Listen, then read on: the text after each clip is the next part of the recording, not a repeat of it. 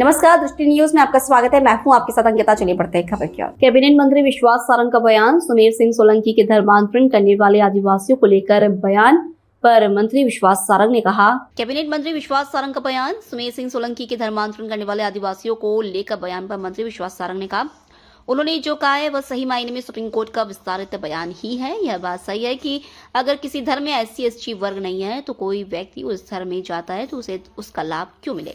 कांग्रेस हर विषय पर राजनीति करती है। धर्म विशेष के लोग लालच देकर धर्म परिवर्तन कराते हैं। LPG और डीजल पेट्रोल को लेकर उमंग सिंघार के बयान पर मंत्री सारंग ने कहा, कांग्रेस के नेताओं ने अफवाह दिलाई है। सरकार यह कह चुकी है कि कोई दिक्कत नहीं है। कांग्रेस के नेता अफवाह फैला रहे हैं, यह गैर कानूनी है। कांग्रेस के नेता अपनी राजनीतिक रोटी सेकने के लिए जनता को गुमराह ना करें।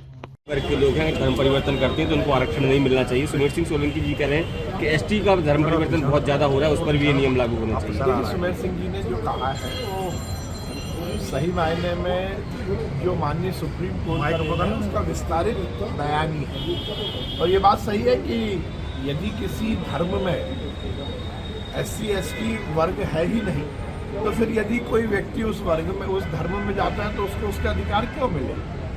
यही बात माननीय सुप्रीम कोर्ट ने कही है और यही बात सुमेर सिंह जी ने कही है। तो मुझे लगता है इस पर विचार जहाँ जिस स्तर पर है वो होगा।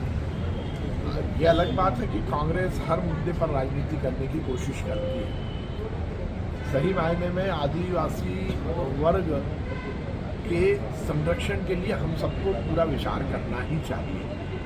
बहुत जगह ये देखने को भी आता है कि धर्म विशेष के लोग बहलाकर, फुसलाकर, दबाव बनाकर और लालच देकर धर्म परिवर्तन कराते हैं। भोले भाले आदिवासी भाई बहन उसको चक्कर में फंस भी जाते हैं। ये बात सही है कि जब ऐसा होता है तो संपूर्ण आदिवासी वर्ग का ही शोषण होता है।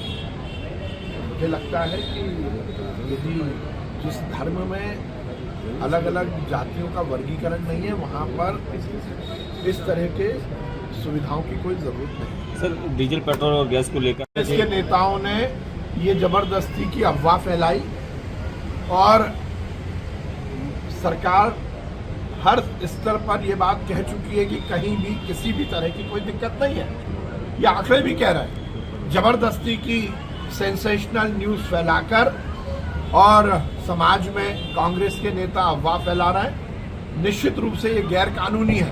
कांग्रेस के नेताओं को चाहिए कि अपनी राजनीतिक रोटी सेकने के लिए जनता को गुमराह ना करें। सर, छिंदवाड़ा